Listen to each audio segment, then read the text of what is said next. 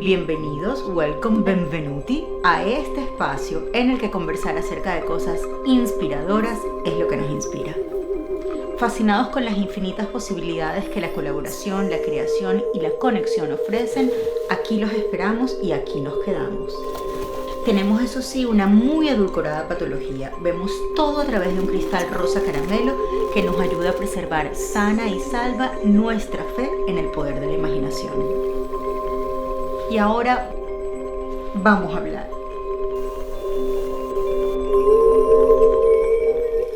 Estamos hoy aquí en Metralla Rosa con una persona que además tengo el placer no solo de admirar un montón, sino de poder llamar amiga, Daniela Galán. Ella es artista. Me encantaría presentarte como artista antes que cualquier otra cosa, pero también es historiadora, especialista en historia del arte y desde mi muy humilde punto de vista, una excelente gerente cultural. Me encanta que hayas aceptado ser la primera invitada. Este va a ser el primer programa de Metralla Rosa, estoy segura. Vamos a grabar unos cuantos y después se decidirá el orden, pero tú vas a ser la primera. Ay, gracias por la invitación. Súper bienvenida.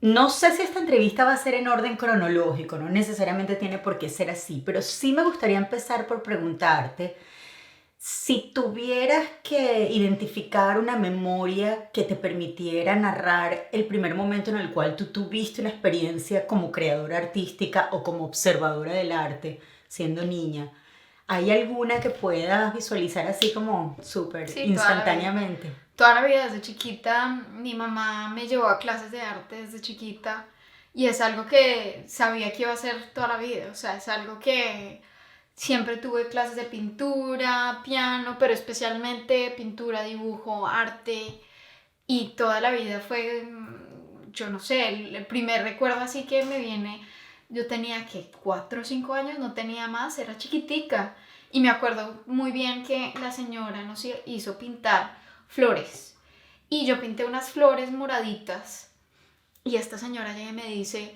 así no, esas flores no son de verdad, y me dio tanto mal genio con la señora que después me dediqué a buscar en la naturaleza si existían o no esas flores y en efecto sí existen. O sea que tuviste un momento como de revelación creativa o de creador que se revela a la norma, ¿no? Sí, fue muy chistoso y tenía que 5 años y yo con el mal genio de que en efecto esas luces, pero te acuerdas, sí, me acuerdo perfecto, es que yo creo que me dejó traumatizada, que yo muy feliz con mis florecitas, porque era como un palo muy largo y muchas flores moraditas, como que hacían parte de ese mismo. Yo he visto esas flores en la calle. Yo también. Yo no soy muy buena en botánica, yo pero... tampoco sé nada de botánica, pero en ese momento me acuerdo que ella me decía, no, esas flores no existen. Y me dio como tanta rabia. Además, si existen o no. Yo no entiendo por qué le dijo eso una profesora de arte a una niña. Exacto, no, pero te hizo un favor, te hizo definitivamente un favor. Como pueden, ya lo deben haber identificado los que hablen español en nuestra audiencia hispana, Daniela es colombiana, porque creo que me faltó agregar eso en la introducción. ¿Piensas que el hecho de ser colombiana te da, en lo peculiar, en el detalle, una perspectiva de la visión creadora? ¿Diferente? Sí, no diferente, pero... ¿Especial? ¿Particular? Particular, sí, porque todas las visiones me imagino que serán especiales, pero que tenga como una idiosincrasia, una identidad peculiar. Pues yo creo que eso afecta a cada uno de los artistas, sin importar de dónde son. O sea, yo creo que una de las cosas centrales paradójicamente dentro del arte latinoamericano en general es esta búsqueda por la identidad y de lo que representa la identidad latinoamericana, que hay momentos donde los mismos artistas se frustran y dicen ya paremos de buscar esto, pero yo creo que es como una de las preguntas claves que no solamente respecta al ser colombiano, pero en general es una identidad tan mezclada, tan diversa, tan difícil de limitar y definir, que se vuelve también como un compromiso interno, como tratar de circunscribir cuál es esa identidad. A mí casi siempre me ocupa tratar de explicar que la latinoamericanidad no es racial, ni es una circunstancia política, geográfica, pero también es una circunstancia que tiene una cantidad de tonos, sabores, perspectivas, texturas que realmente están allí. Entonces, cuando la gente trata de decir que no existen, tampoco me agrada. O Sí, sea, no. como que siempre estás como a la defensa de algo. Cuando es demasiado un uniforme que se le pone a todo, no está bien, pero cuando también la tratas de anular por completo Sí, es muy y difícil. negar su existencia, tampoco es Sí, de justo, ¿no? acuerdo. Porque sí existe, sí hay una razón de ser latinoamericana. De acuerdo, de acuerdo. Y justamente ese es el libro que estamos haciendo, de tratar de cuestionar la dificultad de la categoría, porque al tratar de categorizarla es problemático, pero al mismo tiempo como justamente parte de lo que nosotros, nuestra lucha es la falta de presencia del arte latinoamericano dentro de la historia del arte global, es imposible no formar una categoría precisamente con el ánimo de decir es que no existe.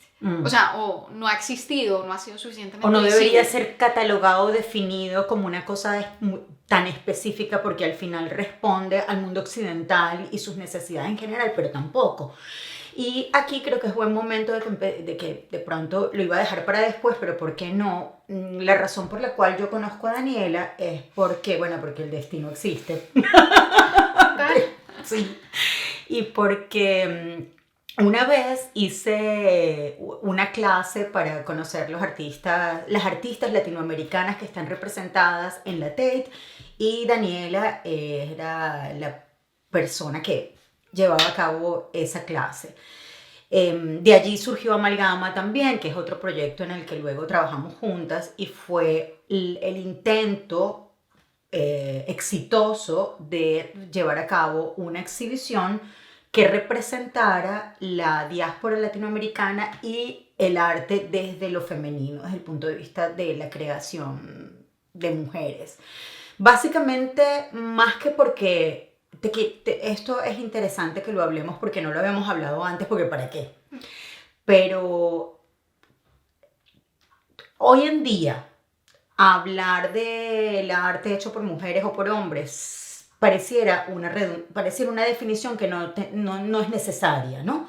Pero por otro lado, hay unas desigualdades que hay que seguir poniendo de manifiesto para poder justamente anularlas en un futuro, que no existan más, que la representación en el mercado del arte hecho por mujeres o por hombres sea realmente equitativa. ¿Cómo te sientes tú, que sé que eres una persona muy intensa en el plano de las ideas, habiendo sido como la directora de una exposición donde solo se muestra el arte hecho por mujeres, que fue Amalgama? y el programa que sigue, justamente pasa algo muy similar con las mujeres como pasa con el arte latinoamericano. Y es que estamos en medio de esta paradoja de no crear una categoría, pero al mismo tiempo por la misma invisibilidad es imposible no hacerlo. Y que no es que se deba crear esa categoría, sino que esa categoría existe justamente para tratar de visibilizar lo que por cientos de años ha permanecido invisible. Entonces con las mujeres pasa algo similar. En efecto, lo que tú dices es cierto, es algo que no se debería por qué hacer. La mayoría de las mujeres artistas luchamos porque realmente no nos... Porque no haya una distinción. Exacto, no se ponga esa categoría mujeres artistas. Pero lo cierto es que la cantidad de mujeres representadas y reconocidas en el mercado sigue siendo menos del 30%, que me parece absurdo porque la mayoría de las personas que se gradúan de tanto pregrados como posgrados en arte son mujeres.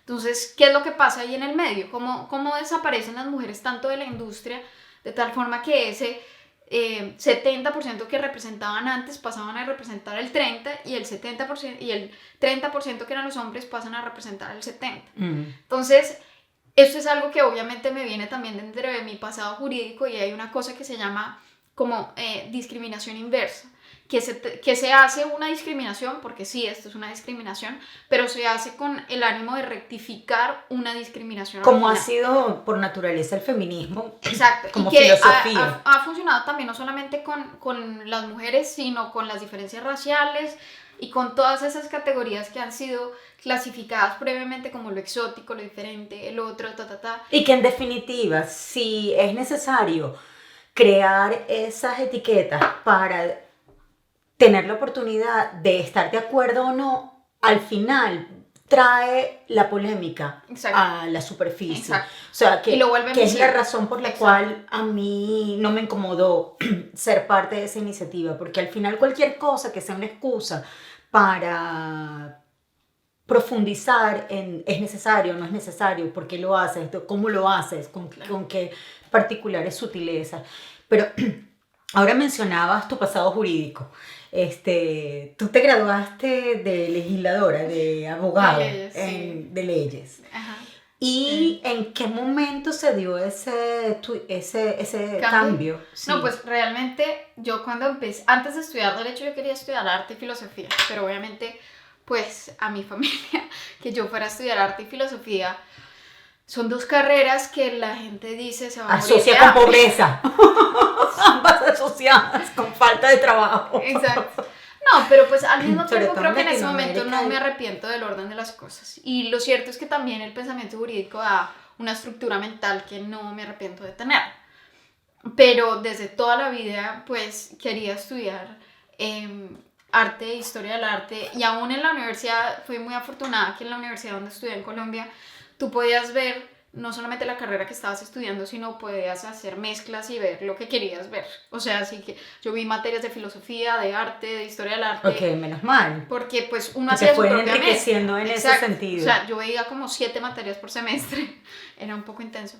Pero, sí, y es que en las carreras humanísticas en Latinoamérica a mí me pasó lo mismo, hay muchas optativas. Exacto, puedes Hay ver lo que unas quieras. cuanticas obligatorias que no son muchas y muchas optativas, y las optativas te permiten desarrollarte en las cosas que más te gustan, ¿no? Exacto, y podías hacer también igualmente una doble carrera.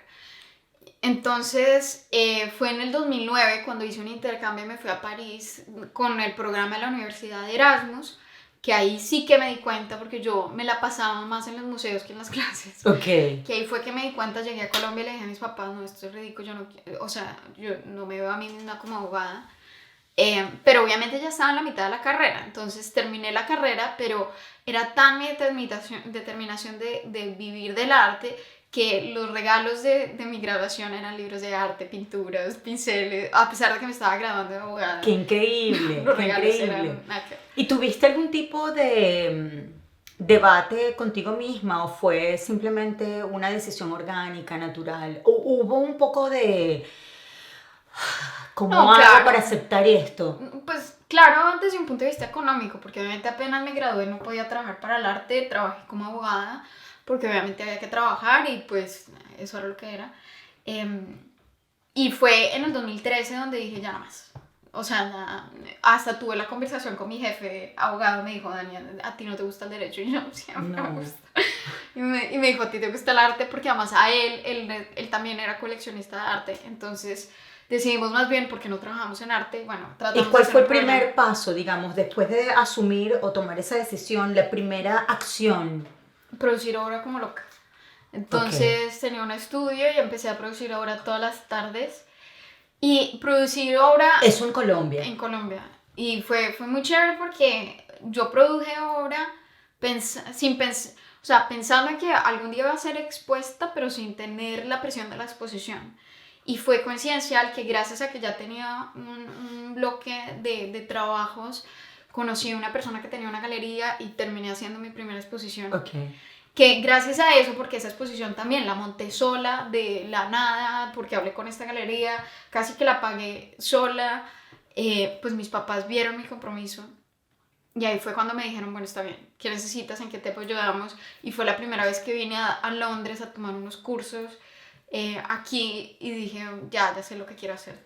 Tengo que volverme a Londres, tengo que... ¿Y viniste para estudiar gestión en el arte o estudiar fine arts?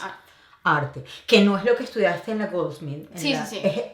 Bueno, en el 2013 vine a tomar cursos chiquitos de pintura, de dibujo en Chelsea, solamente como para lo que tú decías, como convencerme a mí misma de si estaba tomando la decisión correcta y fue como un verano donde dije, bueno, listo, voy a darme la oportunidad. Y cuando volví a Colombia me dediqué fue a trabajar, a producir los medios para poderlo pagar. O sea, trabajaba en algo nada que ver, pero con el ánimo de ahorrar para poder venir a estudiar en Goldsmiths y aplicar. Y en ese momento como de definición de tu verdadera identidad profesional o lo que realmente querías hacer por vocación, tuviste, lo que veías claro era el artista, no a la promotora de arte, o no a la gestora cultural, o no a la historiadora del arte. Tampoco.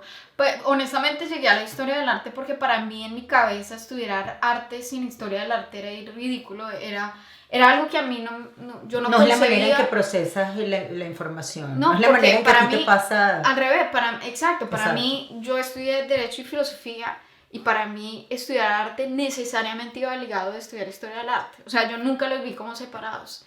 Y la única universidad que tenía ese doble programa era Goldsmiths. Cuando yo apliqué a las otras universidades, yo ¿Aplicaste desde Colombia? Okay. Y yo apliqué también a Chelsea, apliqué a St. Martin's, pero ninguna tenía un programa de historia del arte. Y pues para mí era inconcebible que pudieran estudiar arte sin estudiar historia del arte. Para mí eso no me cabía en la cabeza. Entonces yo llegué a la historia del arte por haber estudiado arte, pues por el deseo de estudiar arte y que inevitablemente pues me encanta la filosofía también y pues están también muy ligados. ¿Y no te preocupa como que la gestión, la persona que tiene que pensar el hecho cultural, de alguna manera jeopardize, ¿cómo se dice eso en español? Se apodere de la creadora, porque yo siento, sí. ¿Eso te preocupa a veces? Sí, aunque mi ídolo es Beatriz González, honestamente, y es una artista colombiana que ella fue curadora del Mambo, historiadora del arte, y es una de las artistas colombianas más influyentes a nivel global. Entonces yo digo, bueno, si ella... Claro, menos mal que tienes esa referencia como para recordar que sí es posible hacer las dos cosas, ¿no? Yo creo que es muy importante la disciplina, o sea, honestamente no te niego que hace un año mi producción artística bajó, también era para dar lugar a Daniela Galán, la persona que estaba detrás de la obra de otros, tratando de promover iniciativas, que es una cosa muy interesante, necesaria y generosa, pero también yo me imagino que hay momentos en los que te sientas a reflexionar y dices, yo para poder crear mi obra no necesito toda esta reflexión de la problemática constante, ¿no? Porque te vuelves además como más político. Sí, y el creador es más animal, también un poco, ¿no? El creador también es bastante político también. Pues no sé, me gustan ambas cosas. Honestamente, yo no consigo lo uno sin lo otro. La creación artística para mí también está muy ligada con la parte teórica. O sea, honestamente, mis momentos creativos más fuertes de mi parte creativa es cuando he tenido estímulos teóricos que fuertes, hay como que hay momentos de eso es lo que quiero hacer, es la obra que tengo en mente, porque en últimas la creación artística es igual a la creación teórica pero en otro lenguaje. El uno es escrito o en palabras y el otro es visual, o también escrito en palabras pero puestas de otro modo. Entonces digamos que para mí están necesariamente vinculadas, pero no te niego que obviamente la administración cultural requieren también otra serie de esfuerzos que obviamente sí y que son esfuerzos que requieren de mucho tiempo y de mucha dedicación, igual que la creación artística también requiere de mucho tiempo y mucha dedicación. Entonces pareciera que juntas van fenomenalmente bien, pero todos sabemos que la realidad es que una se puede un poco poner sobre la otra. Aunque también lo siento como si fuera mi propia creación, es decir, estos proyectos culturales que estamos desarrollando también lo siento como si fueran mis pequeñas obras de arte. Lo son. Y el hecho, por ejemplo, de que tu producción artística tenga... Primero que trabajas con materiales difíciles. Ay, sí. Vives en una ciudad como la ciudad de Londres, donde no solo es costosísima, sino además los espacios son muy reducidos. Muy reducidos. Y tú creas estas cosas gigantescas con metal, cemento. Sí, las he tenido todas. Es lo peor. ¿Es parte de un poco la rebeldía innata en ti? O tiene también un poco que ver con el hecho de decir no voy a hacer una obra estereotípicamente femenina? ¿O tiene que ver con el hecho de que, bueno, a lo mejor las cosas que se te plantean como geniales y estimulantes pasan por el hecho de meterte en un taller y manejar el material, ¿no? Lo cual ahora que estaba leyendo el artículo que hiciste para la revista Lar Magazine. Ajá, Lar Magazine, Lar Magazine. perdón, se nota que sí hay una reflexión muy profunda y muy filosófica entre la materia y el material. Uh-huh. Y tu obra en ese sentido es bien densa, es bien consistente. Pero hay algo de, ay sí, o sea, soy mujer y soy pequeñita y femenina y todo, pero me voy a meter en un taller y voy a hacer estas cosas gigantescas que es lo que produces. Pues honestamente no lo pensé. Cuando lo estaba haciendo, honestamente a mí lo que me gusta son las cosas difíciles, paradójicamente, y esto se me burla mi esposo. Porque me gustan las cosas pesadas, difíciles, a pesar de que soy chiquitica. Exacto, que uno dice, pero ¿y ella para dónde va? Porque no se pone como a pintar en unos easels, que es como más sencillo, ¿no? Sin caricaturizar la belleza del esfuerzo. Sí me parece que hay algo de retador y algo de rebeldía innata. Quizás tiene que ver con esa niña a la que le dijeron que las flores esas no existían. Puede ser. Sí, no sé por qué me gusta lo pesado y lo difícil. O sea, honestamente, también lo interesante de haber estudiado acá es que fueron también 3 años de exploración artística de diferentes materiales y diferentes cosas que jamás me imaginé que hubiera hecho. O sea, honestamente, cuando trabajaba en Colombia hacía principalmente dibujo. Y pintura. Y pues me parecía genial, y a mí el dibujo me parece que es una de las herramientas claves de la producción artística. Y de la vida. Y de todo, o sea, se me hace que es como aprender a escribir, de cierta forma, es como la abstracción pura. Es verdad, es el comienzo. Es increíble que le demos tan poca importancia trabajando como modelo del arte entendido. Yo en mi formación cultural la palabra siempre tuvo un gran valor, pero es que aprender a escribir es aprender a decir, pero aprender a dibujar es aprender a ver, a mirar. Claro. Y eso es un aprendizaje que casi ninguno tenemos. ¿no? Bueno, me incluyo en la ignorancia. No, y que nos dañan desde chiquitos, porque te dicen, mira, el árbol se pinta así, rayita, rayita, arbolito. O sea, en vez de decirte cómo te estás viendo el árbol, cómo lo estás viendo en este momento. Míralo, cada árbol es diferente. Pero sí, definitivamente a mí me gusta mucho lo que te digo, lo retador. Por eso es que ahorita tomé la decisión de dejar el estudio por workshops, porque yo lo que me di cuenta es que yo no necesito un espacio, sino un lugar donde trabajar. O sea, necesito un taller donde vaya a hacer... ¿Cómo hacías antes? O sea, cuéntanos eso, esa la transición entre porque, taller, bueno, en la universidad, por ejemplo, nos daban los estudios, que era un espacio, y teníamos talleres, o sea, tenía el taller de maderas, de metales, de tal. Y yo, honestamente, me pasaba el 90% de mi tiempo en los talleres, nunca en el estudio.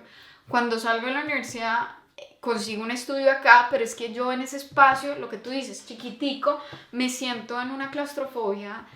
Y pues nada, lo que me he dedicado en los últimos años es en dibujar mis proyectos futuros. O sea, yo ya tengo claro cuáles son las esculturas y cosas que quiero hacer en mente, que no las puedo hacer por problemas físicos, de espacios, de que yo me imagino haciendo cosas enormes, y mi esposo me empieza, no, empieza chiquito.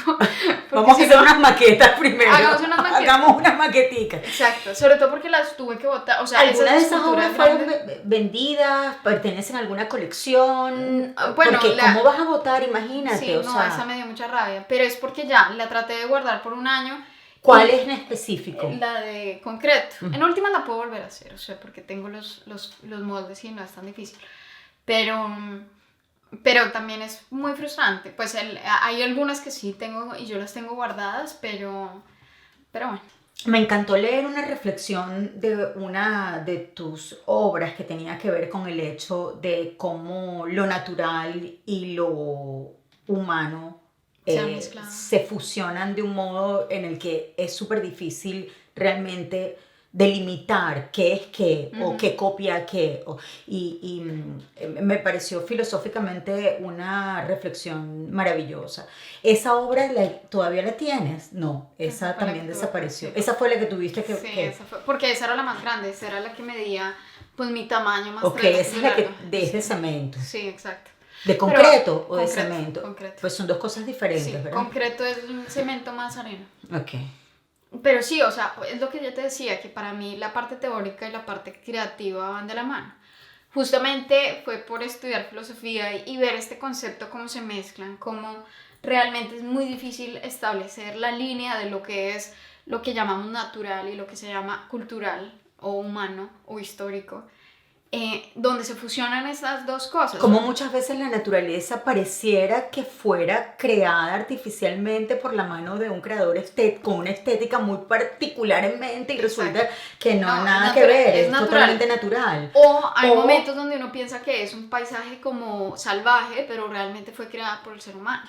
Es decir, para emular lo salvaje. No, exacto, como las reservas naturales, que realmente son delimitaciones humanas. Son tan protegidas que al final no son salvaje. Exacto, o sea, realmente salvaje es como que si se dejara quieto sin intervención totalmente humana. Tienes una postura frente al tema ecológico, porque hoy en día es un tema interesantísimo, pero a mí me parece que caemos muchísimos, no yo particularmente, pero muchos, en el lugar común, en la visión de la ecología como el ser humano bueno, bondadoso, que yo creo que es un tema que da para cosas mucho más interesantes que eso. En estos días leí en una revista que decían, existe forma de no ser un ecologista hipócrita. No existe. Y me parece una reflexión que tiene que ver un poco con mi perspectiva de lo ecológico. No que no me parezca importante tratar de hacer lo correcto, pero creo que lo vuelve todo como muy lugar común. Es que es muy difícil, porque justamente hace parte dentro de esa misma distinción de lo que es natural, de lo que es cultural, porque es problemática ambas posiciones. Es decir, si consideramos que todo es natural, es decir, que el hombre hace parte de la naturaleza y que por ende la tenemos que proteger por encima de todo y olvida lo cultural. Y si olvida lo cultural, olvida que los desastres naturales fueron creados por hechos concretos históricos. Entonces le quita un poco la responsabilidad también al ser humano, porque por ejemplo un caso muy, muy específico es lo que le está pasando ahorita a Brasil, que obviamente todo el mundo va en contra de Bolsonaro, yo también, o sea, Bolsonaro está tomando una posición pues muy drástica en contra del Amazonas. Sin embargo, la deforestación del Amazonas no empezó en Bolsonaro, empezó en la necesidad capitalista de consumir carne, de consumir... Bueno, y entonces, la colonia. O la misma práctica del Reino Unido, de la industrialización que empezó hace tiempo atrás. Entonces, si le decimos a Bolsonaro no, tu posición debe ser 100% proteger a la naturaleza, le quita la responsabilidad. Eso? Y además, ¿cómo se hace eso? No, al final, digamos, la propuesta fue presentada, por ejemplo, por Noruega, que trataba de compensar ambos, y es decirle, le pago a Brasil para que no deforeste. Porque en últimas es una responsabilidad que no solamente de Brasil, sino de toda la comunidad internacional. De decir, países desarrollados, ustedes destrozaron sus árboles durante cientos de años. Ahora no le pueden decir, y ahora no le pueden decir a los países en vía de desarrollo que no se desarrollen porque tenemos que proteger al que ahora necesitan ustedes los nuestros para poder sobrevivir como no como planeta, sino con el mismo sistema económico. Exacto. Para poder Entonces es algo que se tiene que ver ambas cosas. Por eso es que no se puede tomar esa postura, no voy a hacer nada, hacer intervención, porque de lo contrario quitamos el hecho de que son también una responsabilidad humana. Sí, pero yo a lo que voy es que también hacerle creer a la gente que porque no como carne y porque no compro cosas de cuero, yo estoy contribuyendo a que el mundo sea más chévere y más bonito, tampoco. Esa es la suerte como de cursilería a la que me refiero cuando digo el tema ecológico es un tema complejísimo, como para uno ponerse, por ejemplo, a juzgar a otros bajo parámetros tan superficiales y tan chiquitos, porque yo creo que todo suma. Yo creo que todo suma. Todo suma. Porque en últimas, pues es una responsabilidad individual, pero es innegable que también es una responsabilidad colectiva. La cuestión es que no solamente tenemos que cambiar, dejar de comer carne o cosas por el estilo, sino nuestros hábitos de consumo en general, de toda la sociedad en general, en donde estamos acostumbrados a usar y botar. A eso es a lo que voy, por ejemplo. Entonces, dentro de todo este discurso ecologista, no es que yo voy a dejar de comprar, es que ahora compro de algodón, ahora compro ecológico, entonces, pero es que eso no está realmente haciendo un cambio sustancial de nada. Y en tu trabajo a futuro, que ya estás trabajando en cosas. El tema ecológico es un tema... Sí, yo creo que es algo que me genera mucha perturbación existencial, porque también desde un punto de vista artístico... ¿Cómo lo ves tú desde el punto de vista artístico? Es difícil. Es difícil porque obviamente si quieres pintar, estás contaminando sí o sí. O sea, salvo que vuelvas a la época del medioevo que pintas con témperas, es decir, con huevo y pigmentos, pero los pigmentos tienen que ser unos determinados pigmentos que tampoco contaminan, porque desde el comienzo de la humanidad hemos triturado, por ejemplo, cinabrio, que es el del artículo que leíste, que pues es mercurio, o sea que en últimas es contaminante también. Entonces es problemático en general. Sí, porque además esa es otra, que lo natural no necesariamente es siempre no tóxico. Exacto, o sea, el cinabrio viene de la naturaleza, pero también parte de lo que a mí me gustaría, y ese es el proyecto que tengo a futuro precisamente con el mercurio, es hacer esto evidente, o sea, mostrar esa tensión sin tratar de resolverla, sino ponerla en evidencia, poner como materiales con el mercurio. Yo tengo una pequeña obsesión con eso porque es un material estéticamente muy atractivo. Es como la belleza de la muerte, de cierta forma. No es que la muerte sea algo bello, pero de cierta forma... También puede serlo, quién sabe. El mercurio es espectacular. O sea, el mercurio, si a ti te dan cómo jugar con el mercurio, es supremamente placentero. Y es darte cuenta que el hecho de jugar con ese ente absolutamente placentero te está ocasionando o demencia o muerte. Entonces, esas tensiones Qué interesante, ¿no? Es como el canto de la sirena. Exactamente. Que te llama. Exactamente. Te llama. Y que en últimas, creo que, digamos, más que los artistas de tener una posición moral radical, me parece más interesante cómo los artistas pueden poner las tensiones en manifiesto. Lo mismo a nivel del arte, lo mismo a nivel del arte de las mujeres, lo mismo del arte latinoamericano. Más que tratar de resolver la posición y decir, no, es que es bueno o malo hacer esto o no hacer esto. Mi posición es más, mostremos la tensión. Y crear, por ejemplo, el mismo hecho de crear obra, de producir obra, que siempre ha sido además una cosa muy aplaudida, ¿no? Oye, qué fértil, qué productivo, un artista. En este momento histórico, hasta eso podría ser cuestionable. Claro. Porque ¿para qué? Crear objetos decorativos, ¿con qué función, con qué intención? Y que, como tú decías, hasta las mismas pinturas al óleo, ¿cuál es el daño que con eso estamos generando? No, y la cantidad de desechos. Porque aunque sean los mismos materiales desde el siglo XVIII, son materiales tóxicos. No, y desechos. Cosas, sí, mucha cosa. Eso me llama mucho la atención de Goldsmiths, de que es una universidad supremamente de izquierda, supremamente anti-neoliberal, bueno, en fin. Y todos los artistas se ponen esa camiseta, pero al final del año tú ves las canecas y están llenas de desechos. Sí. Llenas de desechos de esos mismos artistas que están criticando ese mismo acto de producir desechos. O sea, eso es a lo que voy cuando digo que es un tema en el que uno no puede ser naif. O sea, como uno no puede ser como tan ingenuo. En últimas también, yo me acuerdo cuando estudiaba Derecho a las Corporaciones en la universidad, estábamos mirando el tema medioambiental y mi tutor nos decía algo que era muy cierto. O sea, es imposible ser 100% sostenible, o sea, o 100% no contaminante, porque, por ejemplo, obviamente un caso concreto es mejor ir en bus que en ir en carro. El bus también contamina, pero contamina menos que todas estas personas. Bueno, porque son más personas en un solo vehículo. Exacto. No es que contamina menos, por lo menos en Latinoamérica los buses estoy segura que contaminan más, porque no los atienden ni les hacen el sistema de todo lo que se debería hacer para que contaminaran menos. Exacto. Pero... Sí, es como poner en manifiesto que en últimas los seres humanos estamos causando un daño al planeta, salvo que en verdad cambiemos completamente nuestros hábitos de consumo.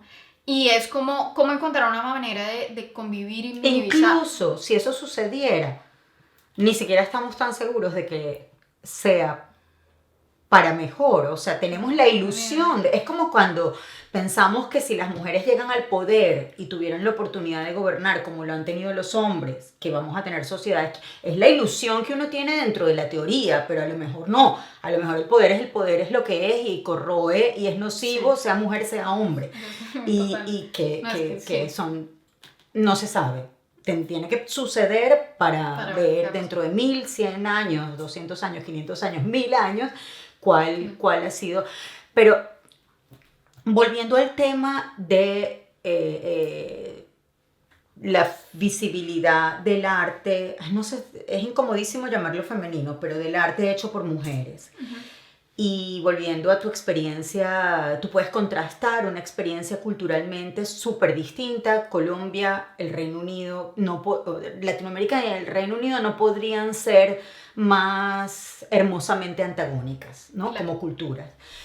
Hay muchos puntos de coincidencia, por supuesto, pero también hay muchas antagonías. ¿Tú sientes, te lo digo como mujer que ha vivido en ambas culturas también, es la necesidad de la mujer en esta sociedad británica de hacerse sentir, es incluso más difícil que en las culturas de las cuales venimos? Uy, yo no sé. O sea, la lucha de la mujer aquí para hacerse visible, ¿es incluso más difícil? No sé, yo creo que es más difícil en Latinoamérica, honestamente. No sé, o sea, honestamente, acá no sabría decirte, porque acá cada parte tiene sus problemas, acá se aceptan mucho más cosas, acá se dan por entendido ciertas cosas que son positivas, o sea, existe más esa oportunidad para muchas personas estar ahí. Empezar como desde un tema de equitatividad. Exacto, pero es que a mí se me hace que, no sé, o sea, en Colombia sigue siendo bastante sexista, bastante machista.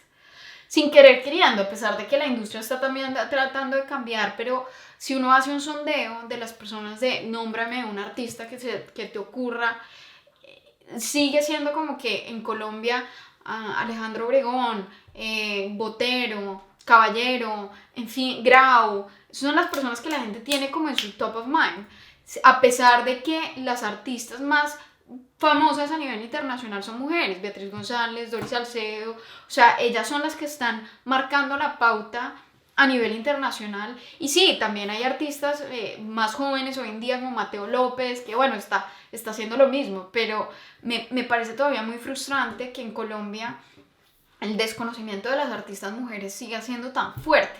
En cambio acá pues ya por lo menos una Cindy Sherman está tomando, o sea, ya está dentro de... Hay nombres que ya se manejan dentro del imaginario colectivo como nombres que uno tendría que conocer. Exactamente. ¿Y cuáles son esos nombres que uno tendría que conocer, aparte de los que ya has mencionado, en Latinoamérica en general, según tu punto de vista? Muchas, o sea, lo cierto es que la mayoría de la gente piensa que son pocas. Y eso yo creo que de ahí partimos del error, porque el hecho de que sean invisibles no quiere decir que no existan. Exacto. O sea, hay muchos. Las hace inexistentes. Exacto, desertan, total. O sea, existen porque sus obras existieron o porque existen sus obras. O porque la y que fueron muy importantes, obra, o sea, y muy importantes dentro de la construcción, no solamente de la historia del arte latinoamericano, sino de la historia del arte global. Y las mujeres latinoamericanas van mucho más que Frida Kahlo. O sea, yo creo que Frida Kahlo sí es una figura emblemática para mostrar como, wow, hay una mujer muy importante dentro de la historia del arte, pero que también esa imagen ha sido comodificada de una forma que, pues, estoy en desacuerdo. Pero hay muchísimos, o sea, cada país tiene una cantidad de mujeres, pues, para no ir más largo, tu mamá...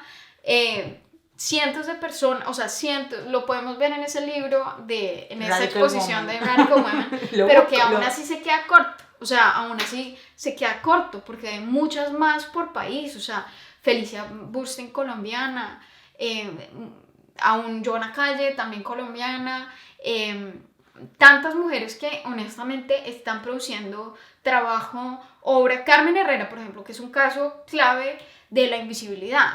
Ella fue completamente invisible durante años hasta que tuvo 93 años y empezó a ser conocida. Y siempre lo triste no por eso vas a dejar de darle valor a la obra, que es mi punto importantísimo, que creo que uno no debería perder de vista como con Frida Kahlo. Que Frida Kahlo se haya convertido en el ícono de latinoamericanidad no es culpa de Frida Kahlo, es todo lo que nos valemos de su propio discurso, que era un discurso interesantísimo, para volverlo un estereotipo. Claro. Pero aún así sigue siendo una creadora fantástica. Lo mismo pasa con la puertorriqueña, se me fue el nombre, la que murió muy joven, que se tiró de... cubana, Ana Mendieta. Cubana norteamericana, Ana Mendieta. Y lo mismo pasa, por ejemplo, estás nombrando ahorita, Carmen, siempre hay como una anécdota. Pasó toda su vida, nadie nunca la descubrió hasta los 90 años. Siempre tiene que haber como una anécdota que va con la narrativa mágico-religiosa de la historia de la persona. Exacto. Nunca es única y Por su exclusivamente, obra. pero yo creo que en general sucede con los artistas. En general los latinoamericanos también. Y también los que han sido como de culturas periféricas.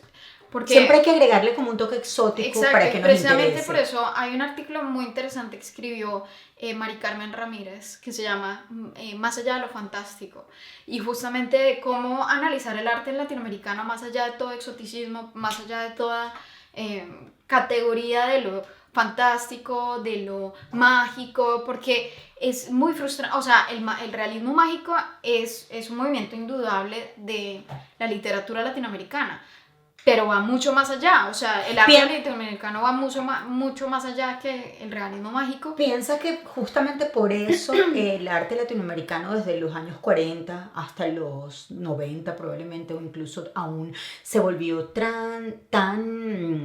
en Latinoamérica, se volvió tan fundamentalmente orientado a lo geométrico, a la forma abstracta, a la abstracción, al color, sí, pero entonces no... dejó el figurativismo un poco a un lado,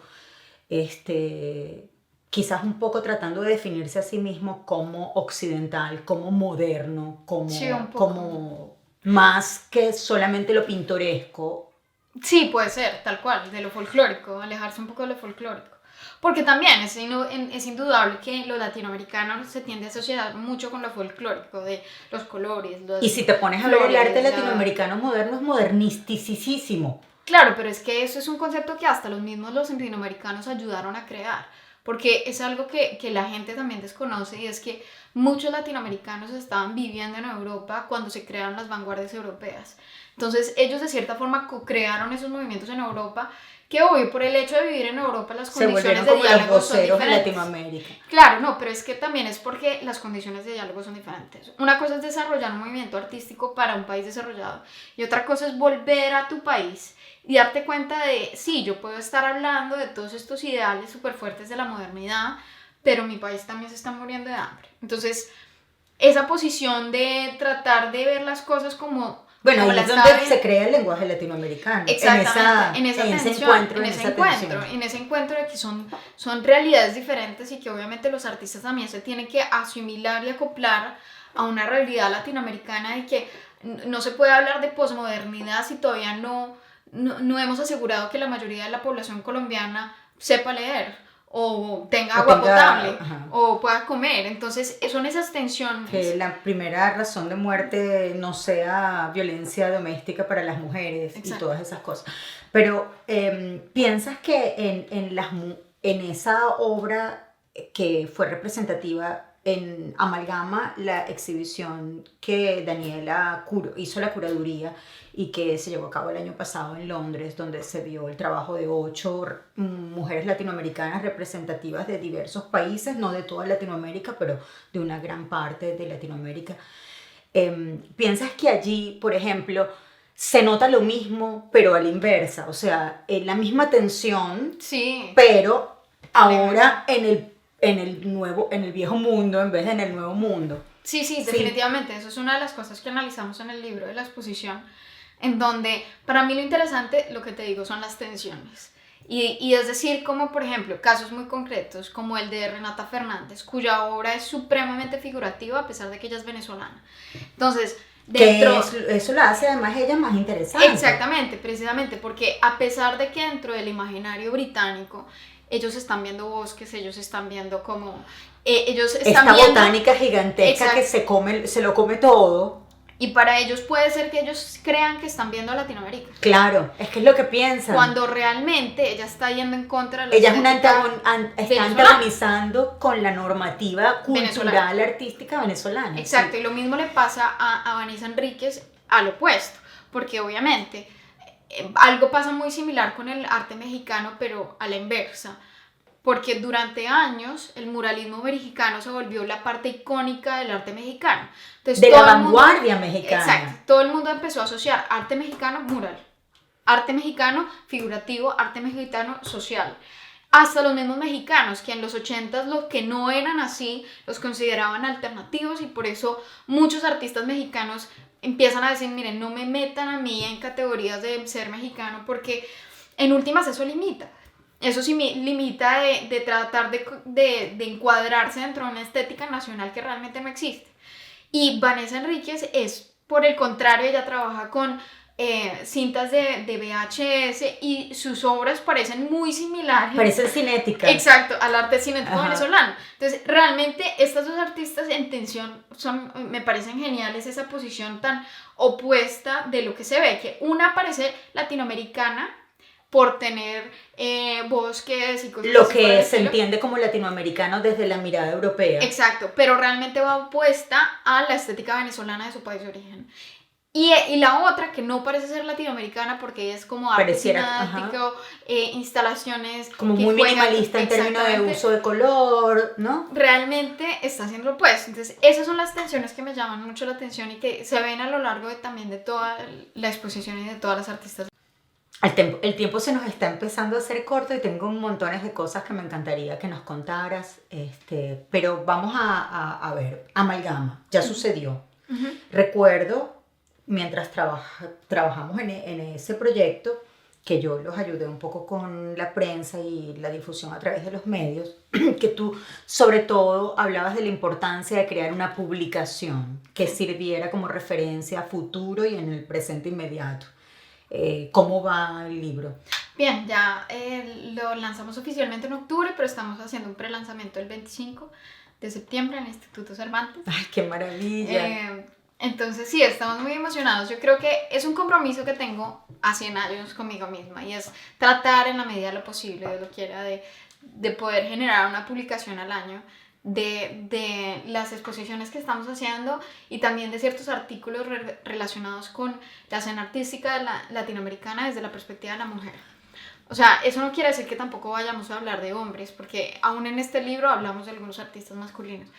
Pero más allá, yo quiero que la atención sea en mostrar la contribución que han tenido estas mujeres dentro de la historia del arte, no solamente historia, sino también del arte actual y lo que está pasando actualmente. Entonces eso lo estamos sacando ahorita, y ese es el futuro que estamos envisionando para Amalgama, que se vuelva un programa cultural donde podamos exhibir una vez al año artistas latinoamericanas. Empezaremos acá, después mi sueño es crecer globalmente infinito, pero que podamos seguir exhibiendo artistas y publicando estos contenidos. Reflexiones acerca de cualquier tema que se genere vinculado al tema principal de la exhibición. Exacto, o relacionados con la escena artística latinoamericana desde la perspectiva de la mujer. O sea, pueden estar relacionados con ambos. Lo que más me importa es que nuevamente estas artistas se puedan incluir en publicaciones físicas, que en 100 años alguien las lea y encuentren algún tipo de valor. Porque en últimas yo siento que exposiciones van y vienen, las artistas los pondrán en sus hojas de vida, si venden genial, pueden vender algunas obras, pueden conocer a gente muy importante, todo eso ayuda. Su trabajo, sí. Pero mi preocupación real es cómo logramos que estas artistas tengan inmortalidad. El libro genera, digamos, un documento de índole más academicista, sí, o más riguroso, pero la exhibición también permite esa visibilidad popular, que es también importantísima para la escena, para que estas mujeres vivan de algo, para que la inspiración se conozca, se trascienda como el estudio. Lo que te digo, para mí van de la mano, porque en últimas, parte de lo que nos hemos dado cuenta del público británico es que tiene un interés por la cultura latinoamericana, pero tiene mucho desconocimiento al respecto. Entonces yo siento que... ¿Lo intimida, tú crees?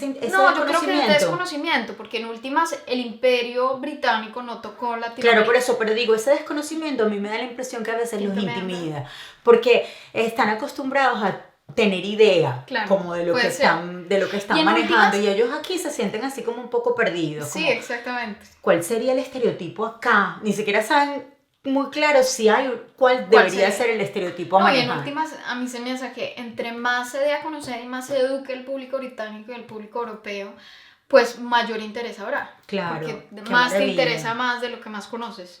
Entonces, pues ese es, digamos, como que mi enfoque a futuro de ambas cosas van de la mano. O sea, no solamente mostrarlos físicamente, sino ayudar a que el público británico y europeo empiece a conocer más. Mientras más sabes, más gusto da saber un poquito más. O sea, Exactamente. siempre es así, ¿no? Y volviendo a Amalgama. Amalgama fue una exhibición de mujeres artistas latinoamericanas que se creó como parte de un festival, el primer festival de artes, de mujeres en el arte en UK, pero de mujeres latinoamericanas. Decirlo en español es complicadísimo. En inglés es como más fácil. Ok. A futuro, Amalgama Sí. va a seguir siendo parte de Flower. También, entonces, Amalgamas ya lo estamos tratando de construir como empresa aparte, pero sí queremos trabajar en colaboración con Flava una vez al año. Entonces, Ok. ya lo que Porque a estamos lo haciendo mejor es como haya una dos especie exhibiciones de al año. joint venture. Sí, digamos como que parte de lo que queremos también es poder participar en ferias, o sea, que realmente la promoción de los artistas vaya mucho más allá de una exhibición, porque en últimas lo que te digo, una exhibición va y viene, si la gente logra ir es genial, pero realmente donde se dan a conocer las artistas son en ferias. Entonces queremos tener la oportunidad o la capacidad de poderlas mostrar, de poderlas empezar o sea, que a promover. Amalgama serviría como una especie de, Sí, de paraguas, Ajá. galería. No queremos ser galería, honestamente, o sea, al principio sí definitivamente les ayudaremos a vender sus obras en un corto plazo, pero lo que yo más me he dado cuenta es que la discriminación de las mujeres empieza en lo que se llama el mercado secundario más que el mercado primario. ¿A qué me refiero? El mercado primario es cuando un artista te da la obra y tú la vendes directamente. Entonces se la da a la galería y la galería la vende directamente. Ahí empiezan a competir las mujeres casi igual que los hombres. Pero cuando ya está en un proceso de reventa, donde los dealers manejan las obras de otros artistas o galerías manejan obras de reventa, no directamente del artista. Sí, sí, mercado secundario. Exacto. Donde están los grandes nombres generalmente, ¿no? Exacto. Ahí la disproporción es gigantesca. Ahí es hombres, mujeres, pero gigantesca. Entonces, más que ser nosotros una galería, porque en últimas nos convertiríamos en mercado primario y seguiríamos continuando esta procesión. Mi interés es ser como facilitadores para galerías que manejan mercado secundario empiecen a conocer más estas artistas y las empiecen a comercializar. Bueno, o crear, por ejemplo, puntos de encuentro vocal, charlas, conferencias en sitios estratégicos podría ayudar mucho. Exacto, o sea, como, lo que queremos hacer es el puente. Como galerías estratégicas y... Exactamente. Más que nada, sí, queremos ser como los intermediarios porque en últimas lo que queremos es ayudar a reducir esa desproporción tan grande que existe. Obviamente promocionando a las artistas, pero también ayudando a que éstas empiecen a poder jugar en las grandes ligas, poder poner precios grandes, no 50% menos de lo que ganan los hombres, cosas así por el estilo. Entonces, digamos, es un proyecto bastante ambicioso, no te lo voy a negar. Pero pues iremos si pudiste con el cemento, el metal y todas esas cosas. Poquito a poquito. Poco a Iré poco. subiendo una escalón a la vez. Y un poco como para concluir, tus clases online, tengo la impresión, corrígeme si me equivoco, cuando empezaste no necesariamente te enfocaste en el tema de la visibilidad femenina dentro del arte, las mujeres y sus... porque algunos nombres no se sabían, no se escuchaban, no se conocían. Sin embargo, cuando hiciste esa clase, cuando creaste esa clase en What is It Art,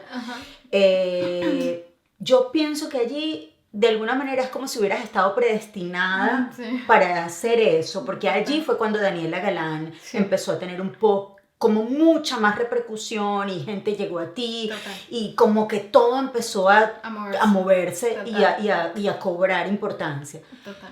¿Tú sientes que hay algo místico en este Bueno, tipo no sé, de...? puede ser, O sea, ¿lo ser. sientes como una No, suerte pues total, de...? yo no sé si todo se está organizando para llevarme a donde tenga que estar, Dios lo quiera. Pues no sé, probablemente el universo me está poniendo Todas algunas estas fichas. mujeres, artistas famosas, están dale, que por ahí van los tiros. Pero sí allí es donde empieza tu nombre a tener como mucho más, Es verdad. no sentido, no quiero Sí, ser como peyorativa, pero sí como que más encuentra influencia. un lugar donde hacía falta una figura Acá, interesante. digamos como que acá mucha gente se ha comprometido acá con diferentes causas. Mucha gente la causa que más se ha comprometido acá, curadores e historiadores, ha sido con el arte latinoamericano en términos generales. Pero acá yo creo que sí hacía falta como poder ayudar a visibilizar más el aspecto de lo que se han hecho las mujeres. Y eso es lo que me parece fundamental continuar. Bueno, entonces te deseamos mucha Gracias. suerte Gracias por en todo y gracias por la en invitación. esa odisea que además pinta preciosa, y yo creo que queda mucho por hacer y por divertirse. Claro Gracias que sí, mil gracias por la invitación. Yay.